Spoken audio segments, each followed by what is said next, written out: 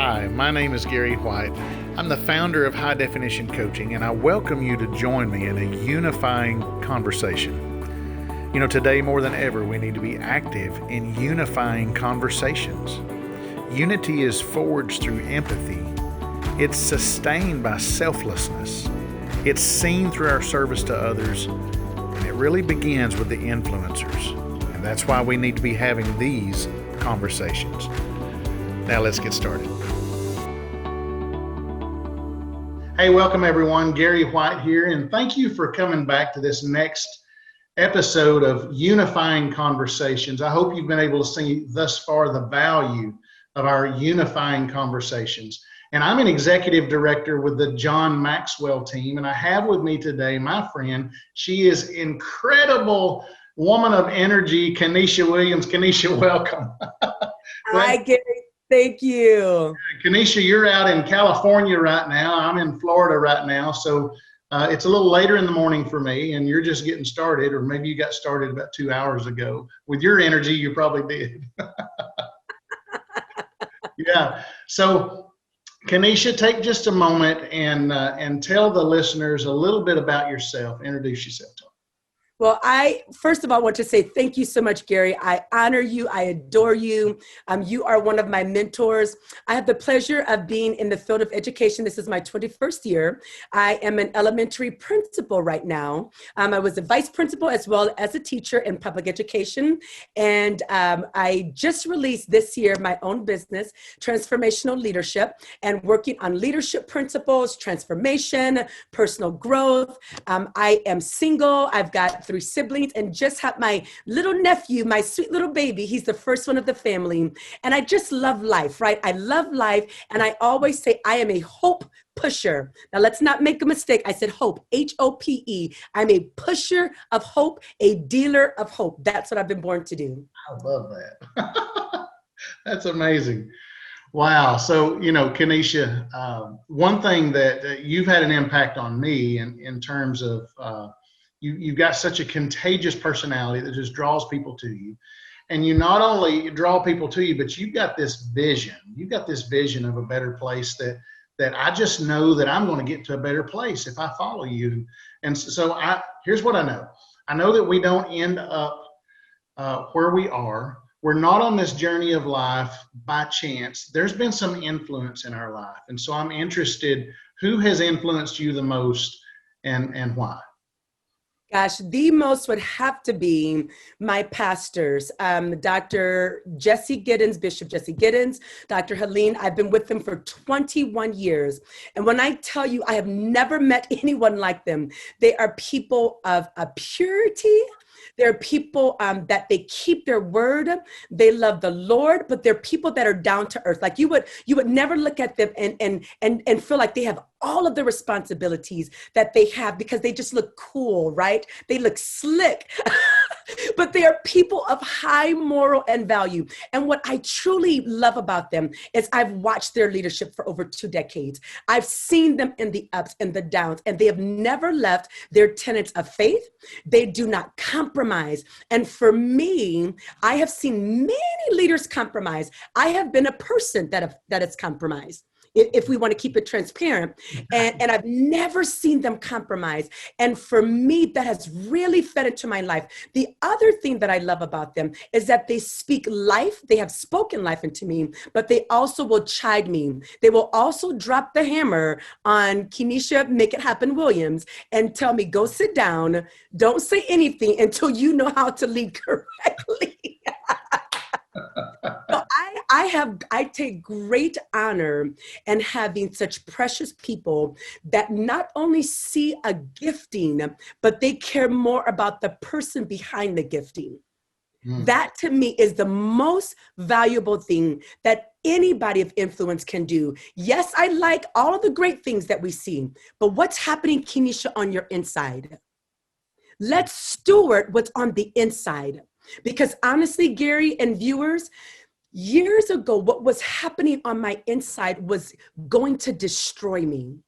Really? And it almost did as a believer.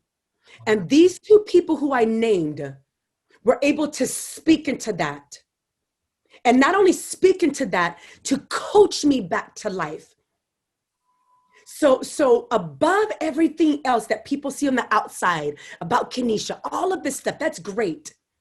But the most important thing about me now is that I'm clean on the inside. I'm pure on the inside. I'm healed on the inside. I'm healthy on the inside. And I know ultimately it is for me as a believer, the Lord. But these two people were not afraid to speak to that, to coach me through that. Whereas other people, all they were concerned about was the outside. She's doing great. She's doctorate degree. When I was dying on the inside. Wow. So for that, I'm eternally grateful. Wow. Well, as they say, it's we can go home today and say it's been good to be in the house of the Lord. You probably heard that said, and we could, at this point, we could say, "My gracious," we could really just feast on that for a while and just let you teach us, Kenisha. That's very convicting for me. It's very powerful. That transparency, I'm going to share just a little nugget that I've recently learned about transparency, and then I want to ask you about the current events in our nation right now, and I just want to ask you some good unifying personal questions there. But in terms of transparency, when you think about what makes gold transparent, there's a lot of heat and there's a lot of refinement that creates transparency. And whenever we're willing to be transparent, just as you were transparent with us, that doesn't come without a lot of refinement. And that really, where transparency is what's really going to make the difference in our communities and our unity with one another. And that it's going to take refinement, isn't it? To Yes. really make that happen. Yes, sir. So, Kenisha, with so much that's going on in our nation that we've seen this year, and I'm not, and COVID's been bad, but I'm not talking about COVID. I'm talking about the racial tension and the hatred, and even the stirring the pot, I call it, of racial tension. I think there's been plenty of that going on. It brings to my mind that I've had an experience in life. I grew up with black friends, and I shared with someone earlier that I can remember one time in my elementary school there was some kind of racial something, that was being voiced and going on, and I was like, well, I don't know what's wrong with y'all, but I'm standing with my black friends. They're my friends, so. Yeah. And I think it lasted about a day, because elementary, right? Lasted about a day. I was really glad, but I've just had an experience in life, and that experience has always been one of racial unity. That's been my experience. What I'm learning, Kenisha, is I've probably been living in a bubble, and sometimes I can be insensitive to other people's experiences, because I think I see mine and that's all I see, and I've not been asking the questions. And so that's really what this is about today, is to ask those questions. And I really appreciate you coming on to answer this next question, and that is, what has your experience with racial prejudice been? And you'll have to excuse me, my plug came out of the computer and I need to plug it back in. Yes, I don't want us to turn on. Okay, we're good. So what has been your experience, Kenisha, with racial prejudice in life? How much time do we have? Well, we've got a little while, so. But I've learned you talk fast, so. So I live in California, but I am born and raised in New Orleans, Louisiana, then moved out to the beautiful, big, small town of Galvez, which hardly anybody has heard of, Louisiana, which is right by Prairieville, which is by Gonzales, which is by what I'm sure everyone knows, Baton Rouge, Louisiana. So I'm from the South. Okay. Creole nation. And so one of the ways that my mom and my father raised us, there are four of us. I'm the eldest, then another girl, boy, twins, and then a boy. And my mom was very specific about us getting our education. My mom's an educator as well. But also that not only did we have to get an education, we needed to show up and be 1,000% better in order for us to even get some type of equity at the table. This is how I had to be raised. So people oftentimes speak about how I speak. Oh my gosh, you articulate so well, and all of these things. That was intentional. My mom intentionally raised us like that because she knew if you do not stand up and stand out, particularly in this area, then you won't have a stand at all. So I was always, and my siblings, always in the top classes, right? I remember, I want to say maybe second or third grade, my class finished the math book early. I think it was third grade. So then we started the fourth grade book. And so we were on this trajectory, but I was always the only African-American in the class. And so I was toggled back and forth between my Caucasian friends, who in that class were really my friends, but I was still not Caucasian. And then I went back to the African American community, and it's like, but you're with them. So then it was this toggle with really sort of, who are you really? Because it was you speak too proper, so you're a white girl, right? And then for my Caucasian friends, I'm just African American. So my whole life growing up, I just knew that was there. The good thing is about my personality is I come with a strong personality. So it didn't really get me down, right? I just thought, okay, if this is how you're going to feel on either side, I'm going to be even the more who I am, just to show you I'm unstoppable. And so that's sort of what I grew up with. So all throughout elementary school, middle school, high school, in my high school, they had two vice presidents. One had to be African American and one had to be Caucasian or other. And guess who made the African American? Myself. So when I go back now in retrospect, I think, oh, that's great. I think. Like, why did it have to be an African American spot? Why did it have to be a Caucasian spot? Perhaps people knew that if there was not a set aside place, then an African American had no particular way to be able to get that position, even if equally qualified, which I knew oftentimes I was with my cohorts, whom I love. I want to say, Carrie, the KKKs, I don't know if you have ever heard of that, Ku Klux Klan, they met in the area that I had my high school. It was known that they met where I had to go to school. This is what I grew up in, the Confederate flag everywhere. I didn't have a choice but to look at it. It's on cars, it's on trucks. People are flying it in their homes. It's at the schools, it's at the college. So what I was made to honor and reverence that which did not bespeak me. Now, did I let it get me down? Again, no, because my personality just doesn't fit that way. What I'm recently finding out right now, Gary, in 2020, after the George Floyd incident, and then my pastors and some other Christian believers said, we have got to begin to speak up around this, right? Not out of anger, but we need to know our history and we need to have a voice. What I found this year is all of these microaggressions that I've experienced, I've suppressed them. So I would experience racism and suppress over all of these years. And it really came out this year because I did not want to face what happened with George Floyd. In fact, I wasn't going to.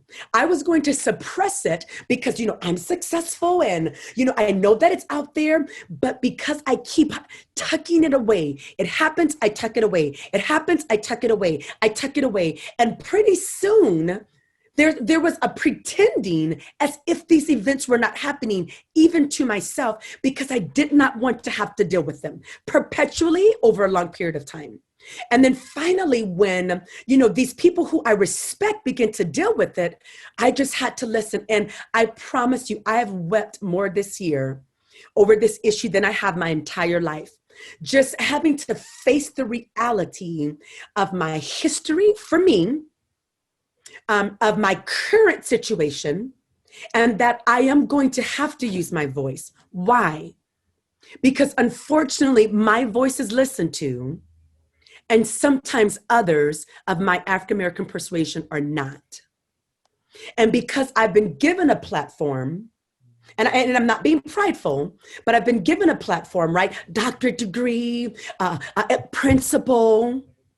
I now have to speak out. Whereas last year at this time, Gary, I would not have. I would have dealt with it myself and then gone on. But for whatever reason this year, like I have awakened. And I tell you, there's a little bit of probably, I would say, shame on my part because I've suppressed it and I have had a voice and haven't used it. And there are people out there that will not be listened to, but sometimes I will. I just had an experience about 2 months ago where I walked into a salon. Now, yes, it was on the black market. Don't judge me. Don't judge me. My nails were not looking fine. I had to get the 3 knocks and show the red flag, then bend down, do 3 of these, and then they let me in, right? So anywho, after that, so I walk in, I promise you, and dressed as such, but my mask was on. Yeah. I hear across the shop about why Black lives don't matter. And I'm just thinking, okay, this has to be a joke. Like someone's pranking me, right? They knew I was walking in, they're pranking me. I'm not sure why they would prank me like this, but maybe this is a prank. So then the conversation continued to, Gary, 2 months ago, this year, me dressed like this, mask on though. So all of this about Black people, this, and they're ignorant, all sorts of things. So then I'm thinking, like, this isn't a joke. So maybe if I just kind of go stand over there and maybe just let them see, they'll just stop. I promise you. I walk over in the middle. And this isn't a private conversation. This is one lady sitting on one side of the shop and the other on the other side. So this isn't a side by side where they were talking loud. This is clearly across the shop. So I'm sitting there listening. So now I'm visibly seen, again, masks are on. So I'm thinking, surely you could see this part of me. My legs, I had a skirt on. So I'm thinking, like, surely you see me. The conversation continued about why should we care about them? Black on Black crime. And so my heart's broken. So I just take my mask down and I say, ladies, there's a part of the story that you don't understand. I put my mask up and I walked away. I mean, face red. I mean, red as a beet. So I walked away because I wanted to make sure, one, I had to minister 2 days after that, and I didn't want to say anything that would get me So I said, tame the tongue, girl, tame the tongue. So walked away and then sat down, got one of my services done. And then I felt like I was hearing, that was okay, but now you need to be the bridge. Be the bridge, Kenisha, because we're never going to change if there's not a bridge. So I'm thinking like, God, are you, like, you want me to do that? Like, I just heard them be the bridge. So then I got up. And one of the ladies had left, so I went over to the other and she was sitting down. And I said, hey, ma'am, were you the person? And of course, red face again. Now, this is like an hour space of time that's gone by. So we both had time to think, I'm sure, mull it over. And she began to try to back out of it. I've got Black friends. I said, hey, let's just honor this moment. I experienced what I experienced. I said, but hey, here's my card. Call me. I want us to connect. And so she just sort of looked. I said, I'm an African-American. You are Caucasian. We're sisters. I said, we may not have the same mother, but we are sisters. We're part of humankind. I said, I'm a principal at a school right over there. And I gave her the name of the school, which I would never have done that before, ever, ever, ever. I said, and part of my job is when I see something that's not right is to speak up, but I'm to be the bridge. I want to bridge this. I said, if more people in our community and in our nation would do this, we would not be the same. So I said, I want to connect with you. I said, I know we're getting our nails done, so this maybe is not the time, but I just want to connect with you. Now, let me tell you the other side of that. On my card said Dr. Kenisha. So I needed her to know I'm not a dummy. I needed her to know that you don't group everybody in the same category, because that's not true. So at the end, so we talked maybe 3 to 5 more minutes, Gary, I promise you. At at the end, she jumped up. We're in the middle of COVID and hugged me. I thought, lady, get back. We're in COVID-19. Now, I didn't say that because the moment was authentic, right? It was an authentic moment. So, of course, I embraced her back. And I said, hey, we're sisters. I said, call me now. She never called me. And Gary, I knew she wouldn't. But I believe that experience, it did something for me because it confirmed, Kenisha, you are the bridge. Don't wait for a politician. Don't wait for anybody else. You are the bridge, one by one by one. I change this world. I'm not looking for I change it. And I change it by being a bridge of love and connection and not of hate and spite, even in the experience thereof. And I think for her, Gary, I'm just speaking, my prediction is it changed her for her to be able to see, hey, oh my gosh, she knew what she said. She knew what they were saying. And my retaliation was not retaliation. It was a bridge of love. So I think, and she was probably, if I could guess, somewhere in her 60s, somewhere in her maybe early 60s. So she's been living some time. I'm from the South. They say, listen, you can't teach a old dog new tricks. I don't mean to be disrespectful. That's just what my family would say, right? But I believe that experience did teach something.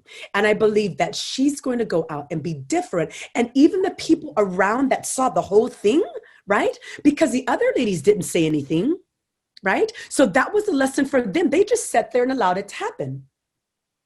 So I'm hoping again that experience. So that's sort of my story, and I can go line upon line growing up of different stories. But for me, I thought telling the most a recent one that literally, like I said, was about 2 months ago that happened. And I don't know that I would have responded, to be honest with you, like that a couple of years ago. I don't think I would have. You see, because I'm educated, right? So I can get you in an educated way, and you don't know that I just sliced you. You know what I mean?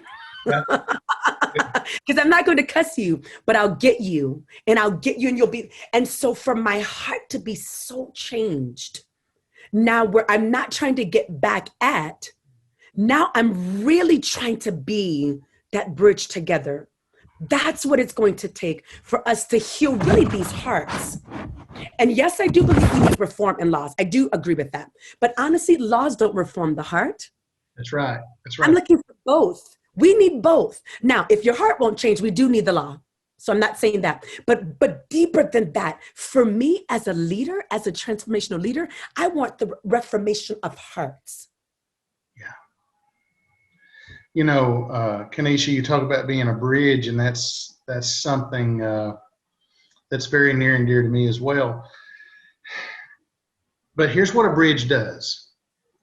A bridge provides a way for you to move from where you are to where you need to be. And you just provided a way. What an example. What an example for all of us to be the bridge. My gracious. You got me all tore up here.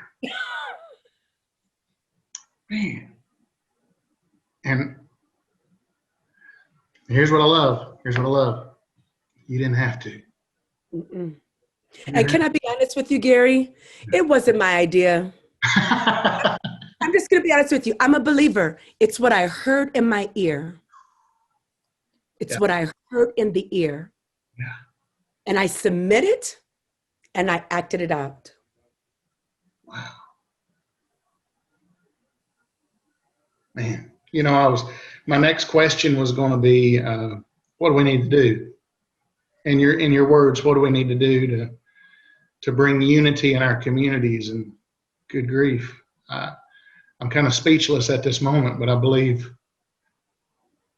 you've given us quite the picture, Kenisha. We are the change individually.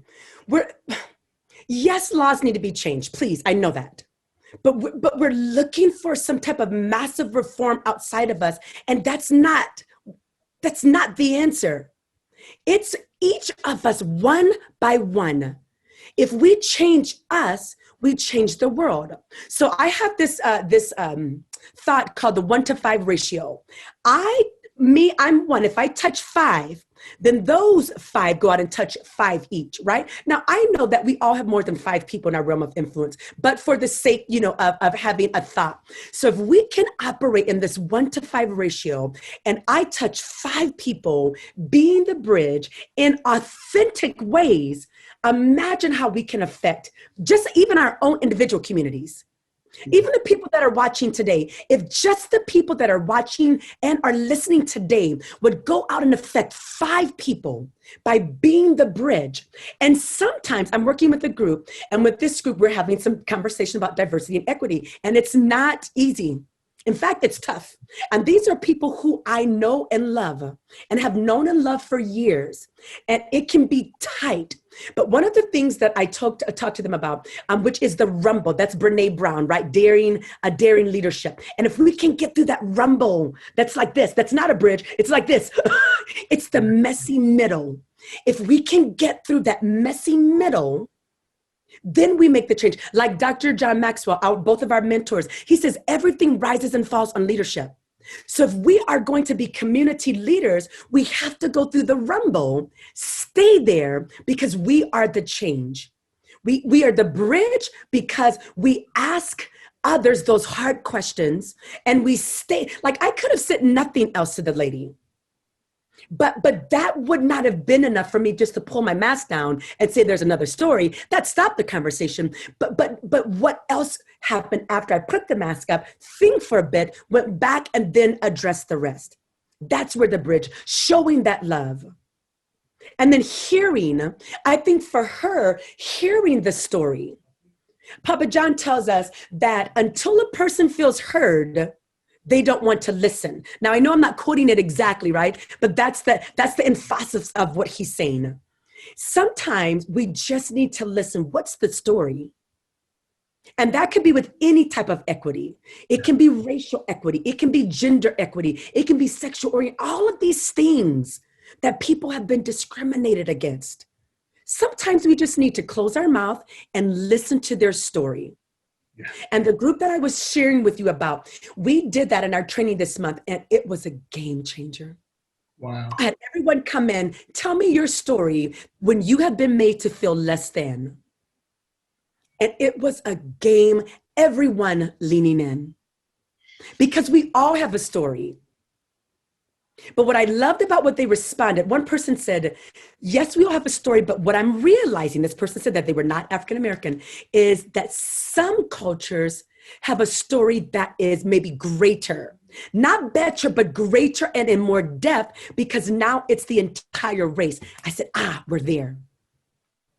But that would not have happened if I had not allowed everyone to lean in and tell us their story. You were being the bridge. Wow, that is absolutely huge, Kenisha. I'm changed for the better in knowing you, and I'm changed for the better in listening to your story. And listen, for our listeners, Kenisha, tell them right now how they can reach you, because anybody that's been listening to this can see that there's a value and there's a positive impact that you're going to be able to bring into their company, into their lives. So how could they reach you? How could they get a hold of you? So I have a YouTube site. It's under Dr. Kenisha Williams. Also on Facebook at Transform Nation, at TransformNation 411. And then you can see my business located there. Then all of my websites are there as well. And then my Gmail is transformed, 41 @gmail.com. So any of those, you can reach me. And I love adding value first to myself, and then after I add value to myself, because I can't give what I don't have, then for the rest of my life, I've decided to add value to others. That's good.